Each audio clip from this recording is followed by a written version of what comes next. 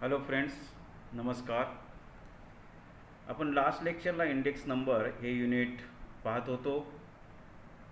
त्याच्यामध्ये introductory part, definition, त्याच्यानंतर selection of the base year, selection of current year, notations and terminologies which are used in this unit index number. काही notations वगैरे सुद्धा आपण पाहिलेले आहेत, डेफिनेशन्स अभ्यासलेले आहेत. आज आपण इंडेक्स नंबर कन्स्ट्रक्ट करण्याची प्रोसेस किंवा त्याच्या जे वेगवेगळ्या ज्या मेथड्स आहेत त्यासंबंधी आज आपण अभ्यास करणार आहोत.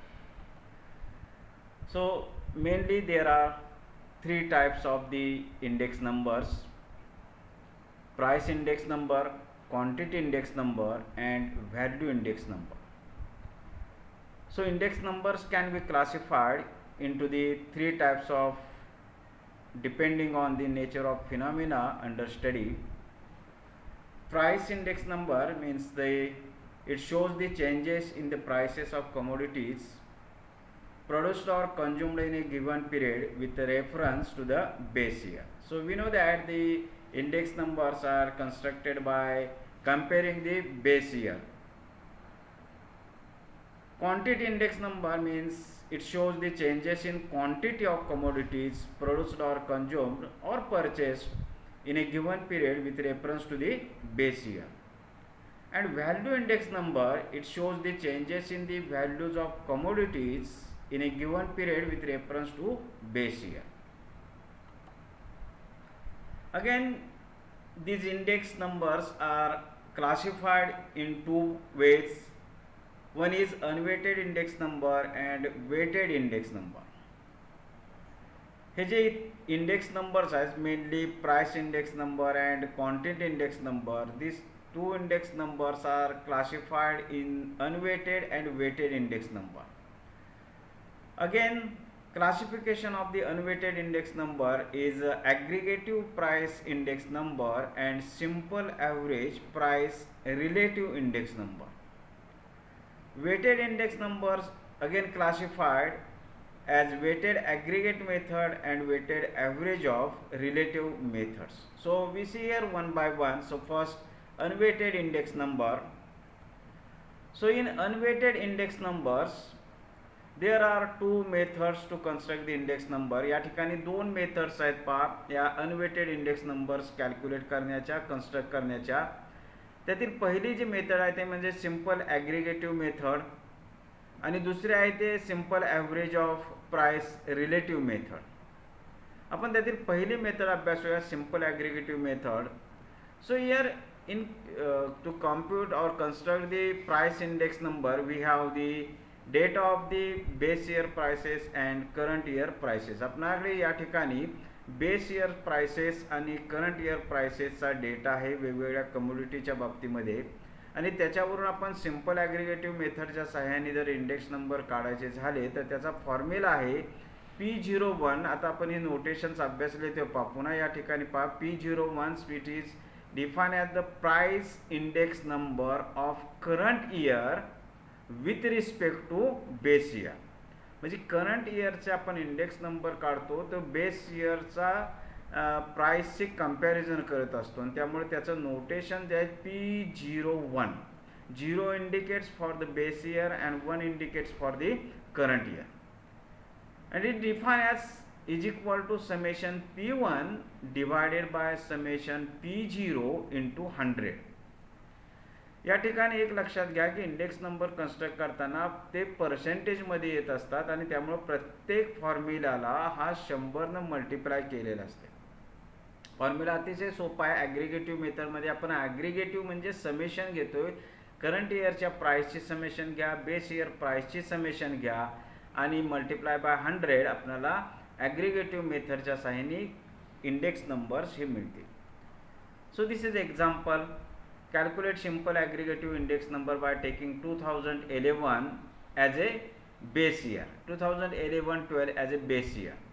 2011चा जो प्राइसेसचा डेटा आहे तो बेस इयर घ्या. That means the in notation form we denoted by P0 and prices of the current year, that means 2015, we say that it is a current year and the prices means it is denoted by P1.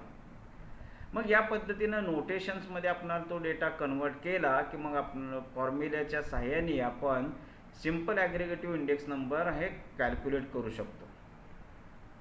So here data is given, so take the summation of these two prices, years 2011 as well as 2015 and denoted as the summation P0 is equal to 302 and summation P1 is 657. To construct simple aggregative index number, we first take sum of prices of the current year and base year.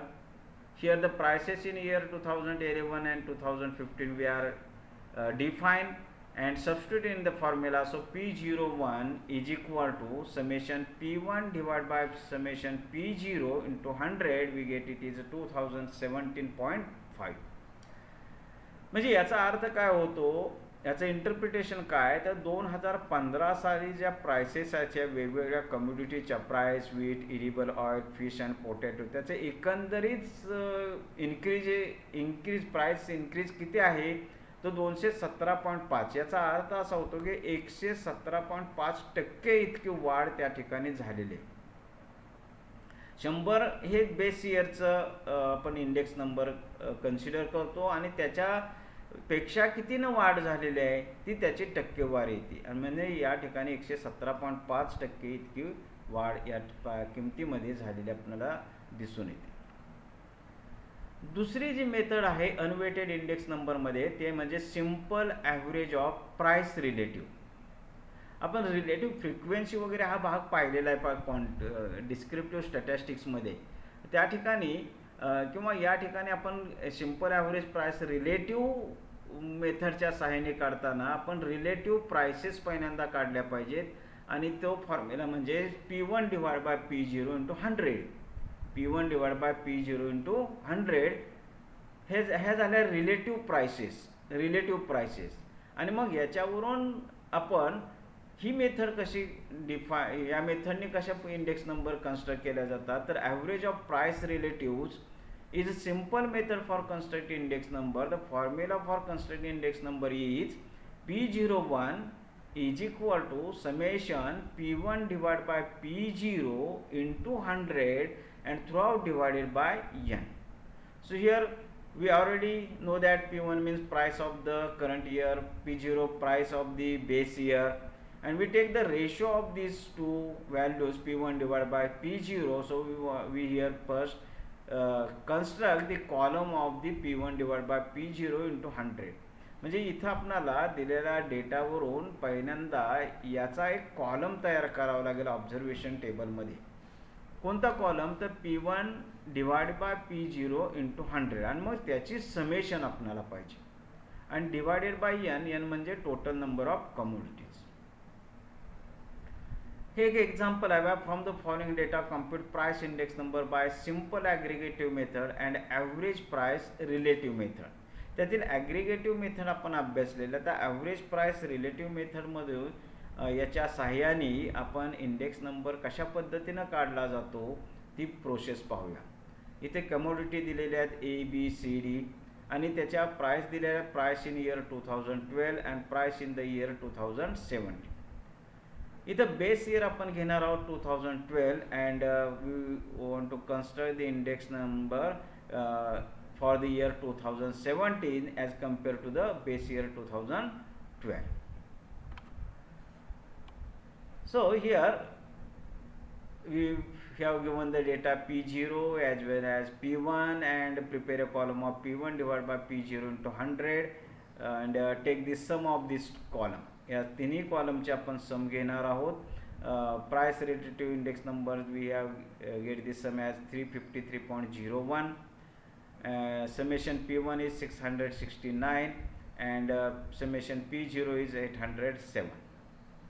So substitute all this in the formula. So simple aggregative method जी पहिल्यांदा method जी आपण अभ्यासलेली आहे त्याच्या सहाय्याने index number काढला तर ती value आपल्याला मिळते 82.90. Average price relative method, relative मेथडचा फॉर्म्युला वापरून जर आपण इंडेक्स नंबर काढला तर त्याचा फॉर्म्युला आपण आत्ता पाहिला पहा. Summation P1 divide by P0 100 याची जी समेशन आहे 353.01 divided by n. n means total number of the commodities. एकूण किती कमोडिटीज आहेत त्या संख्येनं त्याला त्या रिलेटिव्ह प्राइसला डिवाइड करायचं. So we get here 88.25. Now next one is a weighted index number. So weighted index number we see in the next lecture. So we stop here. Thank you.